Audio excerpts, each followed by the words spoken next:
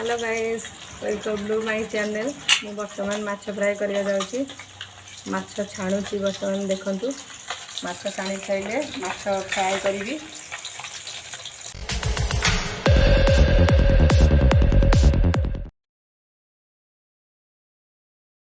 बर्तमान माछ छाणी सरलेनी। आलू भी छाणुची भाजुची। आलू भाजी किने बर्तमान मु काढी देबी प्लेट को। तापरे मसला बाटिबी। तापरे माछ फ्राए करिवि।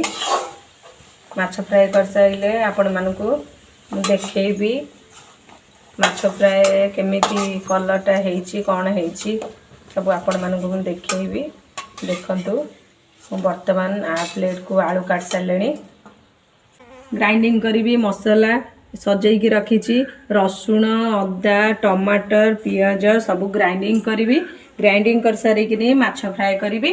माछ फ्राए कला बेलू आपण मानकू देखेबी मु केमिति माछ फ्राए करछि। देखंतु कड़ाई रे तेल पकेइबा माछ फ्राए पई। देखंतु वर्तमान सोरिष तेल पकेइली माछ फ्राए करिबा। तापरे जस्ट टिके चीनी पकेइबा कलर हवा पई। देखंतु चीनी टिके पकेइली कलर पई। चीनी टिके तातिया पई छाडी दबा। चीनी टिके ताती जाऊ। ये मेरून कलर बटा होइथिबा मसला को पेस्ट करी जो रखिथिले ताकू कसुची। ता देर आमे लूण पकेइबा। भाग मुताबरे लूण पकेइबा। देखंतु भाग मुताबरे लूण पकोउची।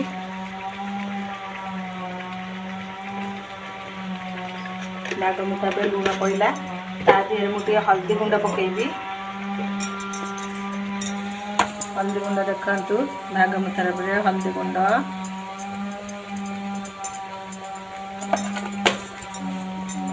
तापरे टिके तेज पत्र पकेइबी।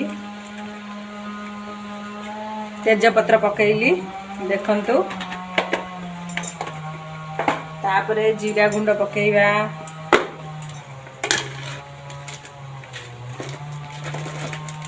देखंतु वर्तमान जीरा गुंड पकेइली।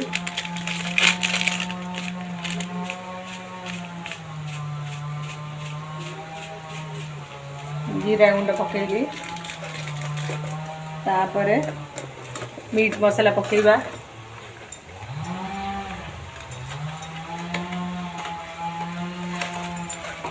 देखंतु वर्तमान मु मीट मसाला पकेइली।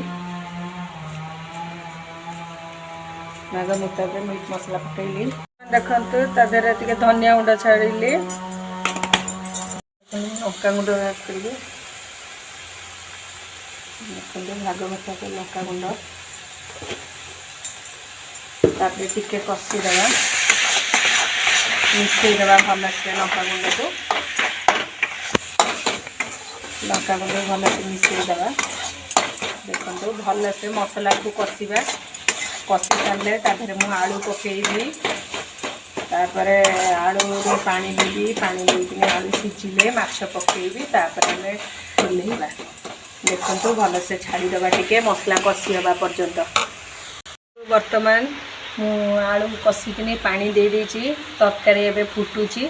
आलू सिझी गले मु माछ पकेइबी। तापरे गरम मसला पकेइबी। तापरे फ्राए रेडी।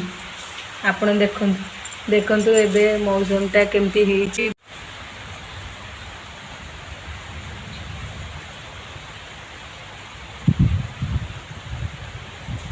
माने देखिले आमर फार्म हाउस रे वर्षा होची।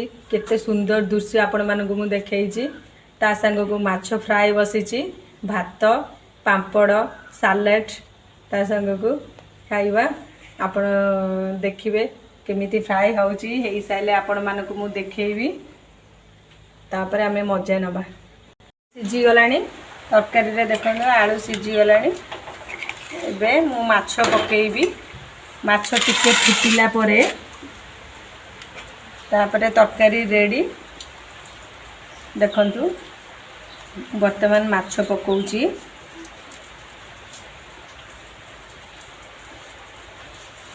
ଦେଖନ୍ତୁ ମୁଁ ଏବେ ମାଛ ପକେଇଲି।